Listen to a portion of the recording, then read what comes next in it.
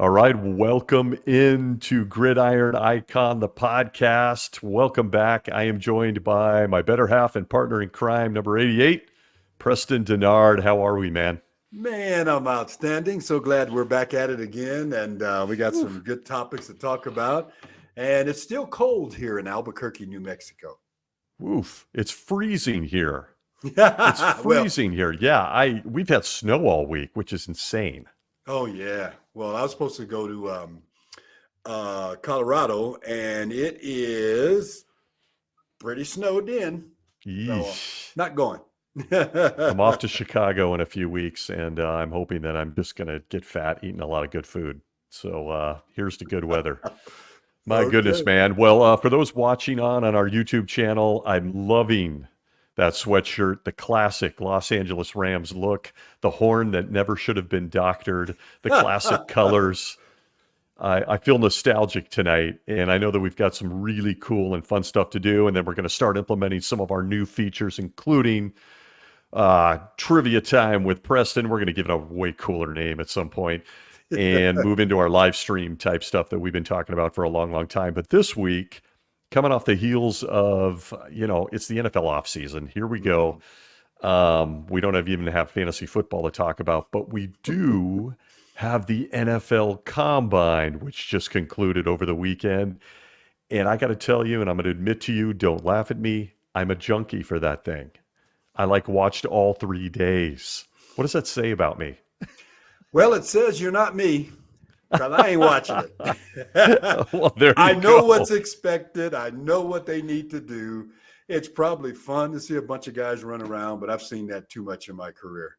Yeah, I mean, I look, the ex-athletes are like, whatever, man. I mean, who was it that called it the Underwear Olympics? I don't know who gave it that name, but it's funny.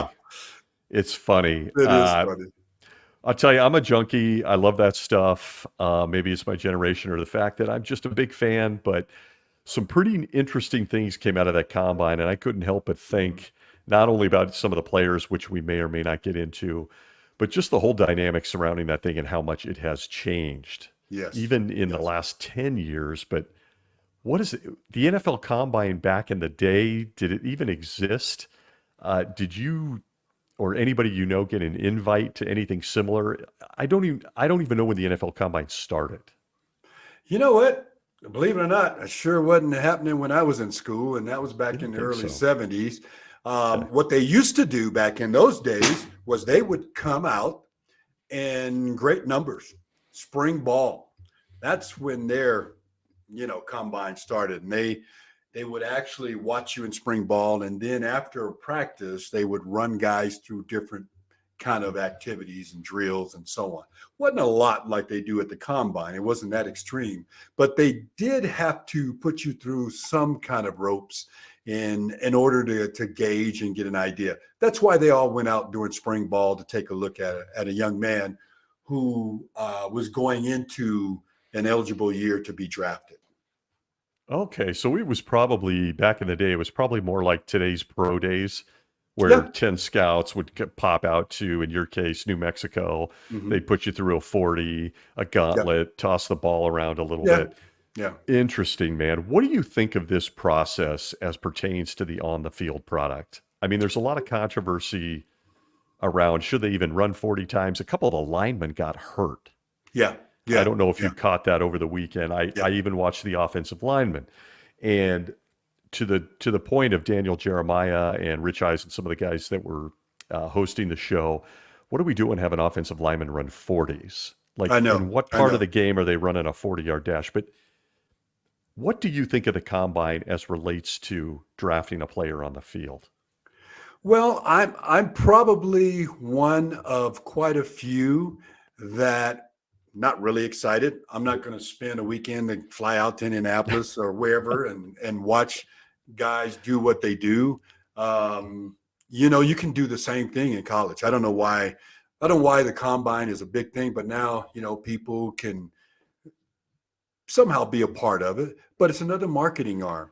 The same things you're asking these young men to do at a combine, they can do at a school, they can do at another location, but it is the NFL's prime example of presenting athletes so they can consider who's going to be the top 10 picks. That's what the combine's all about. In my eyes, in this athlete's opinion, it's all about the top 10 picks. Who is going to separate themselves? Well, now you got guys that are like electing not to even participate in certain activities. So that tells me this whole process is not fair, because if I'm evaluating you and the guy that's competing against you that could be a consideration of the pick, he's not doing anything for you. So how does the combine really service you? Are you concerned about 6 athletes out of the total group that you brought in? So now you can really evaluate them eyes on, right in the presence. I don't think that's a big issue. I don't think you're going to really separate guys that much. And here's the other thing. You mentioned it. The propensity of getting hurt, the possibility of being injured badly. And then on top of that, here's a basic question. You started it out. Why the hell you got linemen running 40s? What is that going to equate to, a number 1, 2, or second round pick? Or is that showing him a lot stronger? Now, I can see all the other things. I don't think it's necessary, Stace. Really don't. Yeah, I mean, I like it. I'm starting to lean into the fact that this might be more for the fans than anybody else. I Yeah. mean, they've turned it into a fan day. If you saw what they were doing in Indianapolis, it's just like a giant, kids are coming out with their dad and they're watching guys in spandex run all day. It's kind of an interesting dynamic. And I mean, how does it translate to what they're doing on the field? If you haven't watched their film and you think that they run just a fast 40, what does that mean? I do tend to think that the opportunity that some of these coaches and general managers have to interview, and I believe it was Kevin O'Connell, I think, of the Vikings, who said it's about a 15 minutes interview that they get to sit with a kid and talk to them, pick their brain, get a gut reaction, whatever the case may be. I could see the value in that. But we've got Caleb Williams, he's going to go number 1. I don't think there's any doubt. I have doubts as to whether he should. But he will go number 1. He didn't even want to share his medical history. I mean, I didn't hear that point? one. Oh yeah, he didn't. He wouldn't even share. He wasn't willing to even share his medical history, go through physicals and all that, which starts to really make me question the entire reason for this process. Now, to his point, he argued that, look, there's only one team that's, he's a pretty sharp kid. He said, look, only one team's going to choose me. And when that team wants to talk to me, or somebody in those top 5 picks wants some medical history, I'll give it to them. The rest of them, forget it. I'm not going to do it. I can't argue that point. Okay. I really can't, because they've allowed these players to have that position. And if that's the case, I'm going to give you an example. See this guy? You see this guy right here? Walter Payton. Sweet. Matt Suey. Okay. Yeah. I guess we got that in there. Those guys never went through a combine. I guarantee you, Chicago knew what the heck they were getting. Now, you want to personalize that visit? Invite the potential pick to your office. You got 2 or 3 in that position? Invite them to your place, because you're going to have where all of a sudden you're not going to have the full participation in a combine. Combine should probably be for somebody that you don't have enough ammunition on, and you get to see them face front, maybe a small school athlete that you didn't physically get to see much during the season. But you tell me you need to have an Alabama kid, a Kentucky kid, or a USC kid, or somebody else going through that combine to evaluate them only for the top 10 picks. I still believe that. Yeah. Walter Payton never had to go through that. I didn't have to go through it. They made a determination I wasn't draftable because I was a skinny kid. Who knew the story would change once I got to the league? But that's what everybody faces. A lot of our fans, a lot of our folks that watch and come to the games, they don't have a real clue about how an athlete is processed to get to that level. And then you hear about a kid you never heard of before, and all of a sudden he becomes a star. The NFL does their homework. They know how to get by a combine to assess an athlete and to truly invest in that right product. But if you really want to find out if you want to spend $100 million, 80 million, 70 million, 40 million. That's where the top 10 picks are coming in. And so that's where you want to put your really close, tight eyes on someone. And if you don't have enough during their season this past year that got you excited about them in the first place, the combine's the place you probably need to be. And now you're really nitpicking. Yeah, I mean, at what point? I mean, if you haven't watched their game film and done your homework on the front end, what in the world is watching them for a couple of hours on a Saturday or Sunday going to do for you? The character piece of it, I understand. Sometimes all of us do this in life, consciously, subconsciously, where we meet someone and we get a gut feel for them. And I think there's some value there. But to your point, do you really need a combine for that? Can't you just set up a visit and an interview in his hometown or something of that nature? It's really, really interesting to watch. And then to your point, watching the offensive linemen, there was a couple of them back to back on the 40 that got injured. Yeah. And when do we ever see an offensive lineman running 40 yards downfield? Yeah. It's incredibly rare, even in the best designed screen or pulling trap type run play. You're not going to see it. There comes a point where I'm starting to wonder if the combine, and I thought a lot about this last weekend, has just become another avenue for the NFL to make money. Oh, it is. It most definitely is. It certainly is. And I'll tell you this too. I don't even think it's a true effective measure of the athletes. Yeah. And I'll just give you one little iota. The wide receivers and those dadgone gloves. You really want to find out if somebody can catch a football? Tell them to take those dadgone gloves off, because I don't care who you put out there. If they got any ability to catch a ball, the gloves are going to allow them to be at least 99% sure. You know what I mean? Yeah. If it hits their hands, it's 99% sure. Everybody's all gung-ho about these one-handed catches and all this stuff. Tell them to take those daggone gloves off, and you'll find out who a real wide receiver is. I can tell you, that kid from Washington can do that. But they all wear gloves. Yeah. Oh, he's a great player. Yeah, he is. I mean, I don't need him to go through a combine for me to determine that he's eligible for me to play with. I've seen his heart. I've seen him go out there, and I also seen him play ball the way it's supposed to be played. I saw a stat on him. It's a high percentage about contested catches that he made. He led the nation in contested catches. And I think it's almost 70, almost 80% of all the passes he received were contested. Now, I don't need anything else. That's a measuring stick I can go to battle with. But just a small iota, a glove, that's a true measuring stick of an athlete. Let's see how many of them catch the ball consistently. Quarterbacks, there's so many different things. You don't need a kid to throw balls like crazy. If you haven't been to this practice, you haven't been to his field, you haven't been to a game, you hadn't seen him eye to eye, I think you missed the boat. And now you're pressured to try to squeeze something in. Here's the last thing I'm going to say about that. The last thing, too, none of these kids are truly prepared unless they're the top 10 picks. Somebody sent them somewhere so they could train each and every day at an extreme measure so they can claim those top 10 picks. So that's what those agents invest in. That's what they decide to do. Now, they're physically ready to go. But some of the other kids that aren't in that boat, that could be a first-round pick or whatever, that's where you get the injured linemen coming from, because they're not being trained tremendously like some of these other potential top picks are. So that's the unfair integrity about the combine.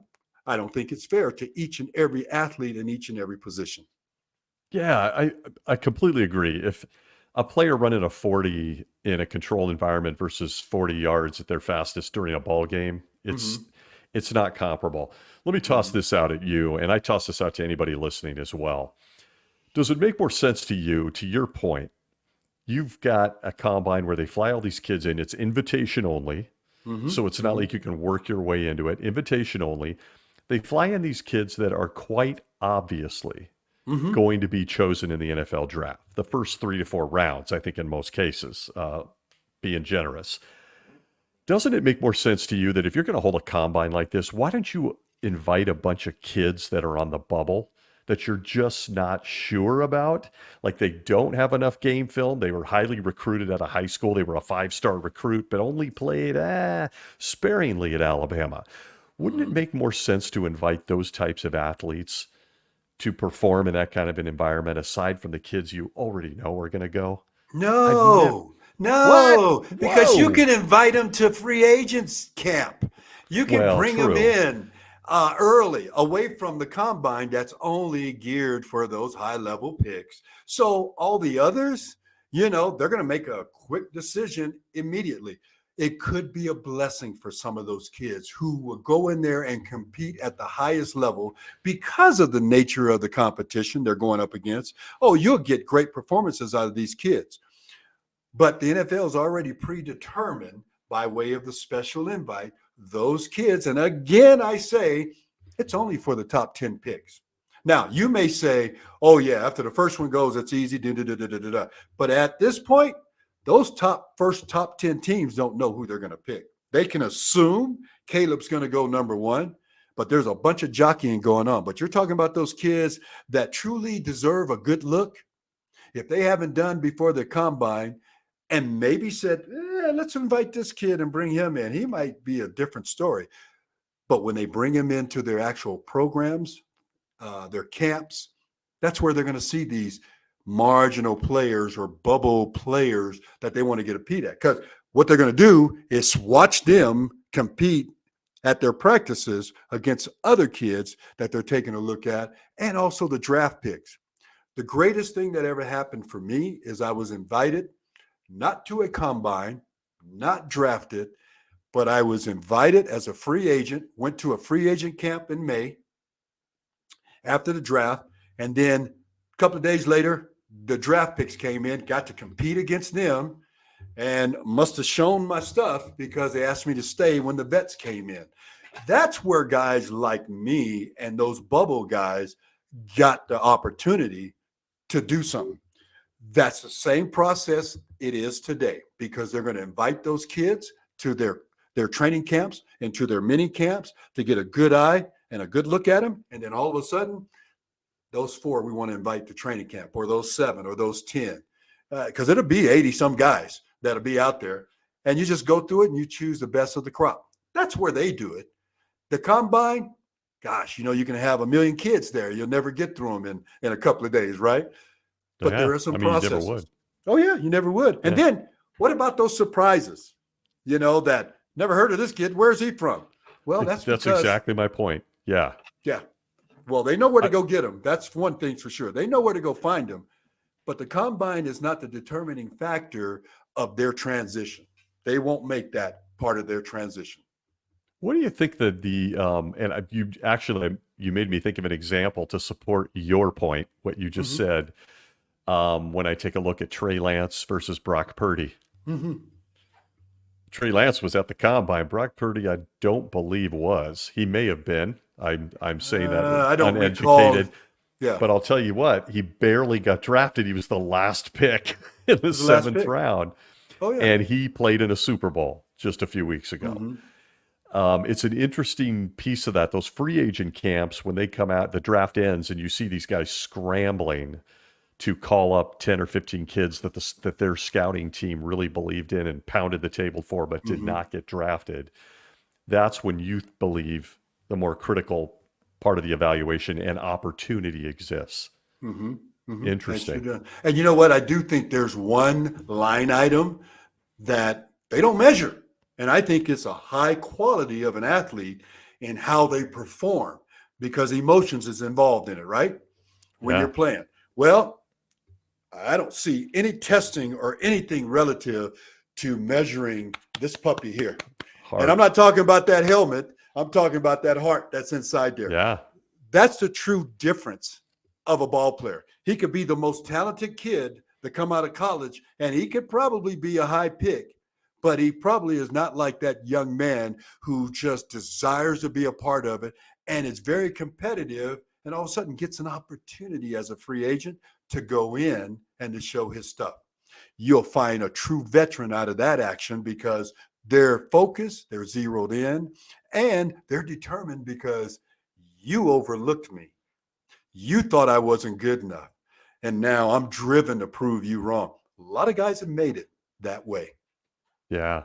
No, I immediately think of Kurt Warner, who's Yep. in the Hall of Fame. I mean, Yep. wasn't even drafted, bounced Oh, yeah. around on Green Bay's practice squad. And there was the Bears call him up. He got a spider bite, ends up a Ram. I mean, it's an incredible process. And I tell you, one of the highlights for me of the weekend was Blake Corum, Yeah. the running back from the University of Michigan, matching one of the top offensive linemen in the bench press. Yep. Oh, he's a star. He's a star. But somebody's gonna look at him and go, "Yeah, he's a little small. I don't know." Yeah. You know, 5'8", 5'9". that's Yeah. where this comes into play, baby.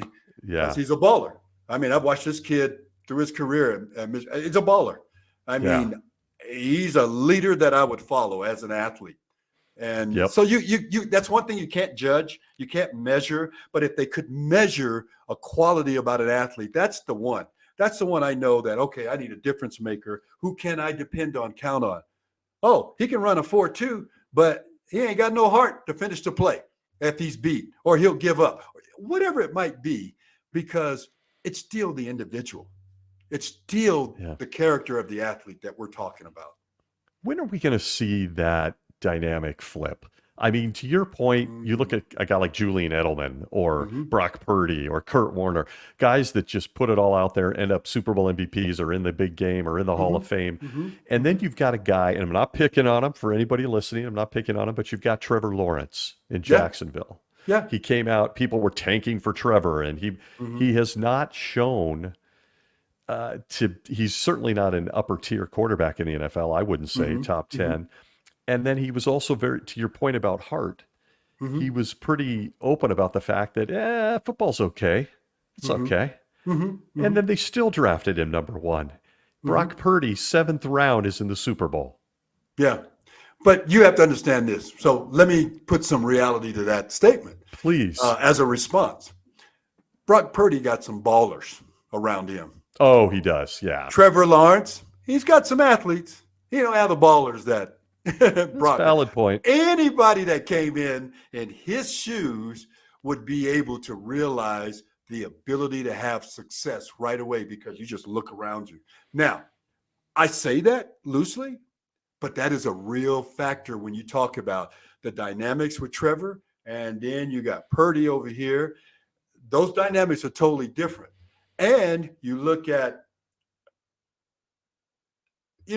I know Brock. I know who trained him coming out of Arizona. I know where he's from.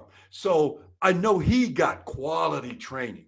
Okay. Yeah. Now he was successful in college, but he didn't have the Clemson team that Trevor had when he was in school. The kid was still good enough, but his grit, his grind, and this got him where he was. And San Francisco didn't make that draft pick just because, I just hope this better work out. They had one pick. That pick wasn't going to make a difference, but Brock proved them wrong. The last guy in line, don't squint your eyes at, because he may be the star you need. That's what happened. Yeah. I mean, it just all points to the fact that it is so far from an exact science, whether you're at the combine or you're in any kind of element. I think that's the theme of this entire episode right now. What you said right there, it's all about heart. It's all about heart. We've just got too many. When we draft these quarterbacks and probably going to go 1, 2, 3 in this year's draft, there's no guarantee that any of them have the fire in their belly that guys who come later have. Look at Lamar Jackson. Yeah. He got skipped in the first round. He's a 2-time NFL MVP. You can't judge this. Yeah, you can't measure it. They need a combine for guts. I mean, how do we get a combine for guts? It was an interesting weekend. I always enjoy watching these young guys put on a display, and it's always fun to see teams, really putting their hope in a young kid and trying to figure out who's the guy for us, because not everybody's a fit everywhere. They just went to Joe Montana and went to the Cleveland Browns. We probably never would have heard of him. We wouldn't be talking about him. Oh, boy. But these are great storylines, right? These are great stories to tell. I mean, Purdy's story is outstanding. Yeah, he's great. But it was bound to happen. Somebody was going to come in and do it. I mean, the NFL doesn't always get it right. Let me just say that. But they're so big that the miscues they make with athletes, they just replace them with another one. You know, Yeah. I mean, Oh, yeah. you know, how many of these number one picks that some of these teams have just like, oh, well, that was a wasted pick. And then the picks they should make, they don't make them. Yeah. Look at I Trey mean, Lance. Yeah. Everybody's forgetting about the Trey Lance story. They Oh, gave yeah. up the moon, multiple first-round picks to come up and get him. He's already on another team. Baker Mhm. Mayfield's been on 3 teams, number 1 pick. Mhm. It's really something to see how it's just an inexact science. Mhm. Although I got to say, with somebody like Baker Mayfield, I think he personifies that comment you said about Hart. Yeah. Oh, yeah. Yeah. I always like the kid. I think he's a Mhm. baller. Oh, He doesn't yeah. care what you think about him. Oh, yeah. Really fun stuff. Well, it was an interesting weekend. I'm glad to hear you didn't waste nearly as much time as I did watching grown young men run around in spandex and jump high and stuff like that. I want to leave some time for Preston's trivia, which we are going to give a much cooler Oh, name here as we close out this week. yeah. You seem to think that you might be able to stump me again. I think last Okay. week I flamed out.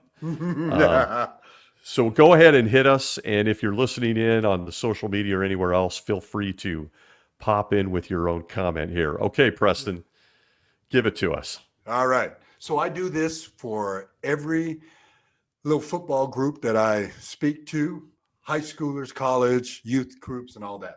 I've had one middle schooler and one high schooler get this answer right and correct. Oh, man. No pressure. And it's not tough, but that just lets me know people don't pay attention to detail. So I was asked by the University of New Mexico a few years ago to come in and speak to their receivers. And I did. And the first thing I always do is I got a little makeshift one here, but I got my little fun football here and I got it turned this way on purpose. So, on a football, there are white seams long and across on a football. Okay. Yep. The question I always ask these student athletes when I talk about, are you paying attention to the details of the game? And especially receivers, and I'll tell you why. I ask them this question: how many cross seams are on a football? Oh, no. Is that a good one? That's a good one. You already know how many long sleeves, right? Seams there are? Well, there's just one, isn't there? I mean, there's 2 technically- side by side. There you go. There you go. Okay. I wasn't sure if that Boy, counted I as built one. out on that one. But what about the Ooh. other one? How many cross seams do you have? Oh, my goodness. I'm going to say there's 10. Love the answer. I do. It's not No. right. Not right. So, it's a good one for our listeners. It's a good one for any and everybody because I've only had 2 young men get it right. Jeez. Ready I'm for the answer, my embarrassed. friend? Tell us. There are 8 There's cross 8. seams across Okay. the football.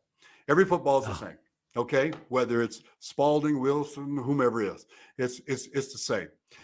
And the reason I do that is because a lot of people don't really focus on details, and most coaches want you to. Catching a football, one of the things that I've always known, and I was taught this by Gene Huey, who was one of our iconic guests, Great guess. that I focus on the point of the football. Wherever that point is, as it's coming to me, I want to reach for that point because for young kids, if you reach for the ball, you reach for that point that captures the entire ball flight, the flight of the ball. Okay. And if you don't, you see my hand separated, it's going through with the velocity of the football and all that. But the point with the tip of the fingers, you always reach for it, you get it, whether it's that way or in front of you. And therefore, but my dog's already got all the seams. Oh, shout out to the dogs. Shout out to the dog. Oh, But yeah, my that God. was my first one, man. I just want to throw at you. You did pretty I'm good. embarrassed. I'm 0 for 2 No. right now. And No, let me tell you, you don't need to be embarrassed. I got to tell you, Don't if you're a wide receiver out there, you pick up tips on the show from number 88 there. Oh, I can Point of the ball. You know what? We meant to show them a couple of things because I used to throw a football away from me and catch the back end and bring it back. throw it, catch the back end and throw it. Do it left-handed. Catch it and throw it back. I thought OBJ invented that. You're telling me you did that before that guy? Come on, man. And do you wear gloves? Can you just tell us? Do you wear gloves? Oh. I got one pair of gloves, and it's not a stickum glove. It's for when it was really cold, you can wear them. Now, when it was in Buffalo, one game I had to wear scuba gloves because it was so daggone cold, and I did not want to wear them because catching that ball is not the same. So I'm going to end that little thing by saying this. So I do a lot of camps. I train like a lot of young kids and all that. And so here's the greatest things about, I love little athletes. So these young men are coming, all these little football players are coming to my little clinic, and all of a sudden they all got gloves on. So I bring them all in. There's 30, 35 kids, whoever. I bring them all in. I said, you guys come on in. I got one rule. You guys ready? The first one that drops a ball with a glove on, all of them come off. You should see them. They're I don't want to be that guy. You don't want to be that guy because all of a sudden everybody turns around. They're so upset. But they hate it. And I started that with my boys. I said, okay, today we're working out. You drop a ball, the gloves come off, and I'm zinging it. But I love it. That's how I've always trained young receivers because they don't know the football today. They know the gloves. They know everything else that comes between them and the touch of the football. They don't know the touch of the football. If they took the gloves off, they drop every ball because their hands are not tough enough. They're not strong enough. Their fingers, all that. There's so much to perfecting the game that everybody thinks it's cute. Oh, play like the pros, do this, do that. But they got to start somewhere with basic fundamentals that will equip them to be very competitive down the road. I love it, man. There you go, folks. Free tips from one of the greats, number 88. Lose the gloves. Lose the gloves. You know, you need fingers like this, you know. Yeah. Lose the glove. Look at that. Look at those fingers. Torrey Holt's got a few, too. He likes to show off. Mine ain't that bad. Yeah, he's taken some shots over the years. Open them fingers. Just remember, you got to get rings on. I love it. Yeah, got to get rings on. Well, very nice, sir. Excellent set of thoughts this week. We appreciate everybody listening in. Gridiron Icon will return to some of our scheduled interviews here as we get into the springtime period. And as we've been teasing for a while now, we're going to do a little bit of live streaming, which gives the fans an opportunity to get access to Preston Denard. So that'll be a lot of fun. Bring your questions. We will certainly be letting everyone know about that on our social media sites, Twitter, Instagram, all that good stuff. For myself and number 88, thank you for joining us. Any parting shots, Preston? NCAA Final Four action, March Madness. I'm ready for the conference championships to start this week. Okay, don't call him. He's not picking up the phone. He's not picking up the phone. All 12 TVs will be on. I love it, man. An ambassador for sports in general. Very nice. And as for me, parting shot, lose the gloves. All right. Lose the gloves, baby. Love it. We will see you all next week.